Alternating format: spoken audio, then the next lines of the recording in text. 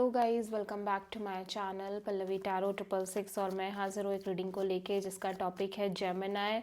आपकी overall life में आगे क्या आ रहा है दिसंबर मंथ के लिए।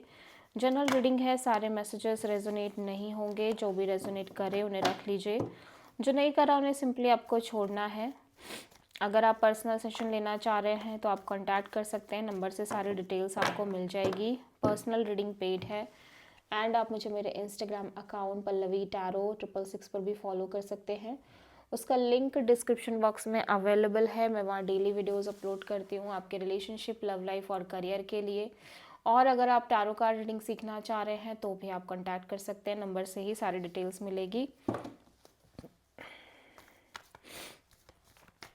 जेमिनी, आपकी पास्ट में क्या चल रहा था?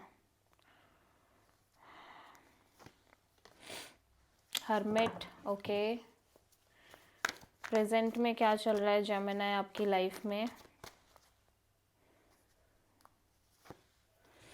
3 of pentacles and December month क्या लेकर आ रहा है जेमिनी के लिए? एस ऑफ वॉन्ड। सबसे बड़ी चैलेंज क्या है जेमिनी आपके लिए दिसंबर मंथ में? Page of pentacles and universe की तरफ से क्या एडवाइस है जेमिनी के लिए दिसंबर मंथ के लिए? 2 ऑफ सोर्ड। हिडन फैक्टर में क्या आ रहा है जेमिनी आपके लिए दिसंबर मंथ के लिए? Hanged man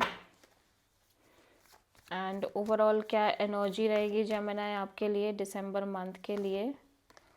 page of cups and final outcome क्या रहेगा जेमिनी आपके लिए दिसंबर मंथ में? आप किसी वर्गो एंड पाइसेस से डील कर रहे हो। पास्ट में आप बहुत आइसोलेटिंग एनर्जी में दिख रहे हो जेमिनी, काफ़ी मैच्योर, काफ़ी वाइज एनर्जी है आपकी, बहुत ज़्यादा डीप थिंकिंग मोड में भी दिख रहे हो सकता है कोई सिचुएशन, कोई सिनेरियो आपके लाइफ से कम्प्लीटली ओवर हुई हो, ख़त्म हुई हो, इस वजह से आप बहुत ज़्यादा डीपली सोचते हुए नज़र आ रहे हो। प्रेजेंट में आप एक पार्टनरशिप में दिख रहे हो, स्टेबल पार्टनरशिप हो सकता है, बिजनेस पार्टनरशिप हो सकती है, रिलेशनशिप में हो सकते हो, लेकिन यहाँ पे एक से ज़्यादा लोग दिख रहे हैं। और दिसंबर मंथ में आप एक पैशनेट न्यू बिगिनिंग करते हुए नज़र आ रहे हो आपकी लाइफ में एक न्यू अपॉर्चुनिटी के साथ। सबसे बड़ी चैलेंज में यहाँ पे एक नॉर्मल कैजुअल या तो कम्युनिकेशन आपकी लाइफ में है या तो एक बॉन्ड है, फ्रेंडशिप काइंड ऑफ बॉन्ड। इसको हम क्लैरिफाई करेंगे। हिडन फैक्टर में आप कंप्लीट सरेंडर मोड में चलते हुए नज़र आ रहे हो आपकी लाइफ में।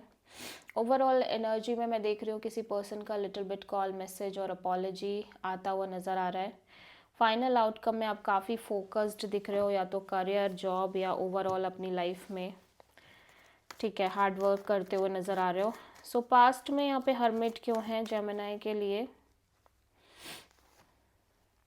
9 ऑफ कप्स।